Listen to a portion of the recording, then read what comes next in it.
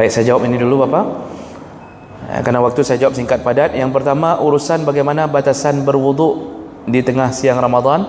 Dalam urusan tadi berkumur-kumur saya sudah jelaskan, masukkan air, jangan dikocok terlalu berat, buang. Karena memang mulut ini Pak dipelihara untuk bau, biar bau, karena dia lebih wangi daripada kasturi. Untuk istinsyak, masukkan air, itu cukup isyarat saja. Kalau biasanya kan Pak yang disuruh itu kita masukkan ke sini dengan ini boleh, dengan begini juga boleh, ada dua cara. Tapi disuruh hirup, begitu disuruh hirup. Tapi dalam Ramadan jangan hirup, hanya batasan masukkan begini atau masukkan begini cukup, jangan hirup. Nah, kemudian pertanyaan kedua apa tadi Bapak? Dubur juga begitu, batasan bisa membatalkan, yaitu jelas masuknya ke dalam lubang dubur. Contoh memasukkan obat, kan ada obat nuklir itu untuk orang-orang penyakit, itu kalau sudah masuk batal. Air juga bisa batal. Makanya kalau berendam di air, itu dalam kitab-kitab klasik, kitab-kitab kuning yang lain, ada orang kalau nya dalam sungai, nya keluar, tapi waktu dia tutup kembali duburnya, masuk air, itu batal dalam pandangan para ulama, batal. Gimana Pak? Oh iya, kalau khusus ambeien itu tidak sampai batal, karena memang sama posisi seperti air liur tadi, itu memang bahagian daripada dubur. Memang benar ada yang keluar lalu masuk, itu harus lama sekali masuknya. Itu tidak sampai membatalkan, karena dia memang bahagian daripada dubur, bukan memasukkan sesuatu dari luar.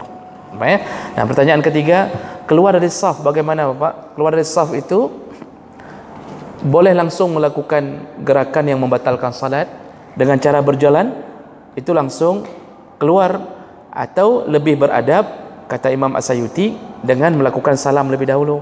Misal kita udah batal nih, kita langsung assalamualaikum, assalamualaikum, keluar. Nah, cara keluarnya bagaimana? Sebenarnya kalau sedang berjamaah sesama makmum itu bukan sutrah, sesama makmum bukan sutrah Pak. Jadi orang boleh keluar dari samping sesama makmum, syaratnya ada pintu keluar dari samping. Jangan Bapak keluar dari samping naik ke jendela pula keluar, entah panjang. Artinya kalau ada pintu dari samping, bolehkah seseorang keluar dari depan makmum ke samping? Boleh, karena sesama makmum bukan sutrah. Boleh, itu tidak dianggap memotong, karena sutrah kita adalah imam, yang enggak boleh melewati imam. Dan itu terjadi di masa Nabi, yaitu Ibnu Abbas begitu masuk ke dalam saf jamaah, orang sedang salat, dia dengan kudanya langsung masuk ke di antara saf, di antara saf, dan langsung dia ikat kuda, dia masuk saf. Dan Nabi mengetahui kejadian itu dan tidak membatalkan kejadian itu. Sesama makmum tidak mengapa. Jadi kalau bisa lewat samping bisa. Bahkan kalau seandainya saf terlalu panjang ke belakang, itu kan bisa menyebabkan kacaunya saf orang. Kita keluarkan kapina highlight kudebitnya orang kata. Itu ada yang ngancam-ngancam pula apa. Itu malah mengganggu saf ke belakang kalau terlalu panjang. Tapi kalau safnya cuma 2 saf, maka keluar ke belakang lebih baik. Soalnya ada juga kan kejadian begitu dia itu batal keluar waktu mau potong itu. Iya, pasti terjadi itu karena orang banyak tidak tahu tentang hukum bolehnya keluar ke samping. Silakan kalau dicek ke kitab-kitab Syafi'i, semuanya membolehkan. Imam Nawawi membolehkan keluar dari samping dengan hadis Ibnu Abbas tadi. Rasulullah tidak marah ketika Ibnu Abbas melewati saf sesama makmum. Nah, yang enggak boleh apa? Melewati imam. Itu sutrah kita adalah imam. Ya Bapak Ibu. Baik, masih ada satu lagi atau 2 lagi, 2 menit Bapak, silakan. Masalah di bulan puasa, ibu-ibu kan suka masak ya, bukan mau makan, cuma merasakan pedas asin. Itu yang pertama, apakah membatalkan dia puasa. Yang kedua, orang sakit mata, sakit telinga, saat dia perlu diteteskan obat, dan apakah dia membatalkan? Karena itu kan obat bukan. Apakah dengan yang meneteskan obat itu batal puasa? Baik. Ibu-ibu cicip cicip-cicip di bulan Ramadan, mencicipi makanan, ya, taruh di lidah, kemudian keluarkan, batalkah puasanya? Tidak, selama tidak jatuh ke tenggorokan. Cuma makruh, tidak disukai. Lebih bagus untuk saya cicip-cicip ibu, masak dengan pede saja, ya. Karena semua orang yang sedang berpuasa, apapun ibu masak tetap terasa enak, ya. Air putih saja buka puasa enak, apalagi ada rasa. Air putih saja buka puasa itu enak. Maka enggak usah terlalu merasa kayak mana suami saya nanti, saya sudah jatuh talak 2 kali, takut ditalak sekali lagi. Perlu terasa seperti itu, ya. Jadi makruh mencicip-cicipi makanan. Tidak batal tapi tidak disukai. Pertanyaan kedua,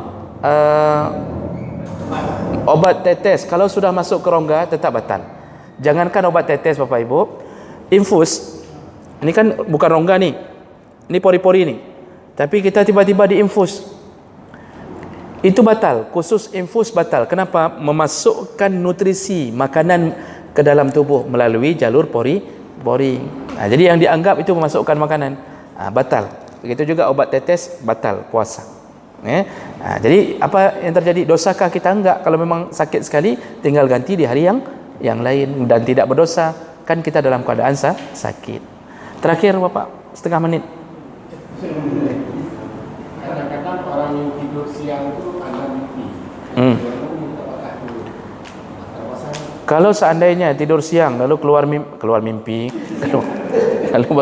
keluar mani, ya, apakah bisa membatalkan puasa? Batal, bisa membatalkan puasa tapi tidak berdosa. Berbeda dengan tadi istimna yang sengaja mengeluarkannya, dia tinggal ganti di hari yang lain.